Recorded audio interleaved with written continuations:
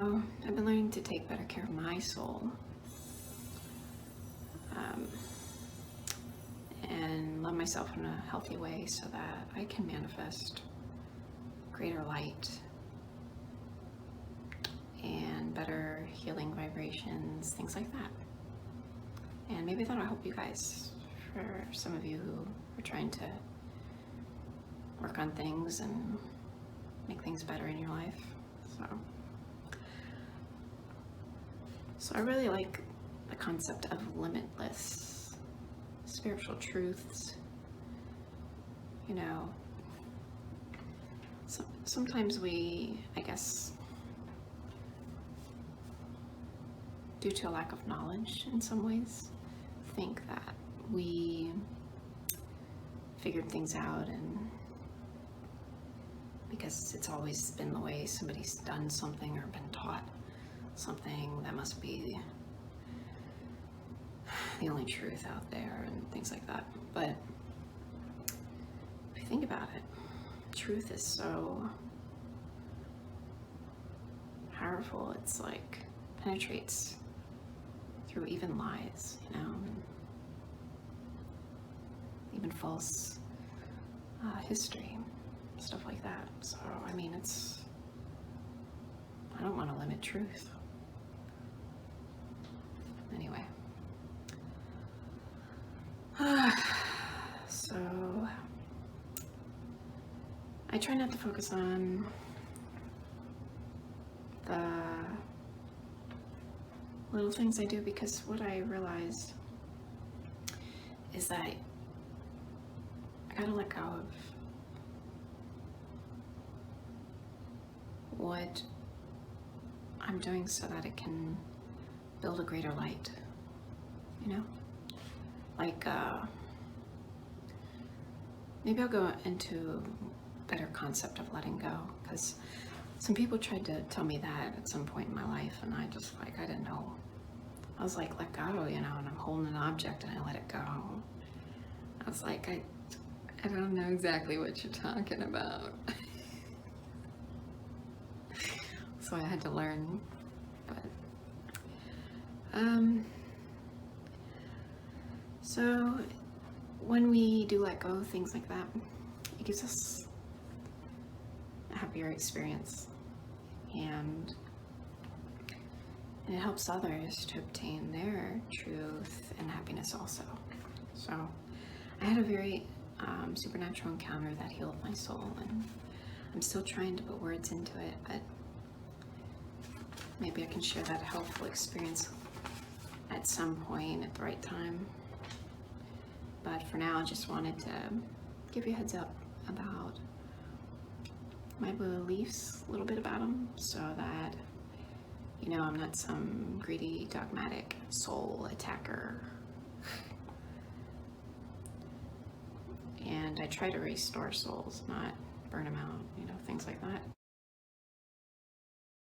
Have you all ever thought about why you believe what you believe? Like,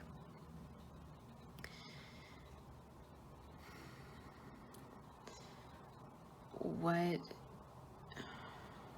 you've been taught, and about things like, for example, spirituality. I've thought a lot about it, and I want to share some things that helped me especially recently in life, to come out of some limited views. And I started thinking about, why people try to slay others, or innocent people. And I learned that somehow we got to thinking that if we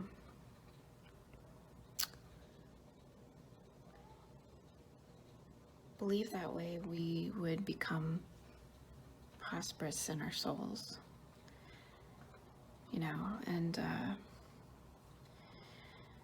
I learned the opposite is true. Like,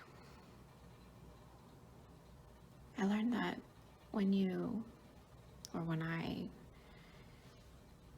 work on ourselves, for example, instead of casting the blame on the environment around us or people who seem to make things like a mess for us, it doesn't really help our souls when we think that way, you know, kind of like the victim and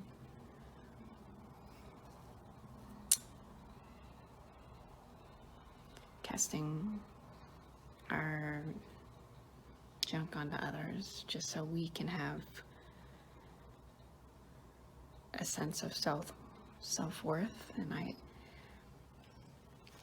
was like, you know, the challenge is working through what's false to get to the truth. So just some things to think about, like forgiveness is a big key to working on oneself. Like for me, I've learned to forgive, and I'm still, you know, working through that, but it's like the depths of forgiveness is amazing and powerful. But like when people have unforgiveness in their hearts, for example, and they start attacking others or even themselves, it doesn't really help the soul issue. It doesn't really help the star restoration.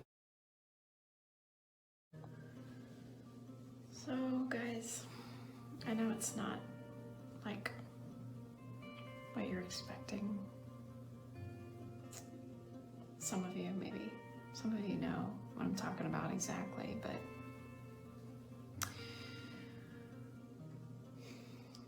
you know, you learned through things, through lessons, and you found the truth, and that's cool.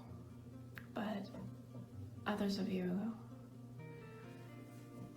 are like me, or have been like me in the past, and kind of fell for some things that were not in our best interest. So I wanted to share that truth with you to help brighten your star, you know, like whatever that is, you know, it will definitely help. That's why we need to be true to ourselves. And another tip, try to avoid being controlled by your emotions. You probably heard of this, most of you, maybe at some point in life, but don't let emotions take over and control your soul. And if you cry, don't consider it a bad thing. I mean, tears can cleanse souls and bring true joy and manifest greater light within, you know? So that's one of the positive things about mourning. It's not always a bad thing, you know? Just sometimes it's a reality check. I'm like, oh, you know, but when you experience that cleansing, even though it might be at first kind of like, what? This isn't, I never, how can this be, But when you experience that inward cleansing of the soul, then you can start to be in good health and your soul will start to prosper. When someone wrongs you, if they do, or whoever, whatever wrong has taken place, what you might be inclined to do is be bitter and enraged. But what I encourage is reflection, inward reflection, because what are you projecting from the inside that's causing that outward expression to manifest in your life, So what I've been learning to do, and it's hard at first if you take it personally, it can be really difficult.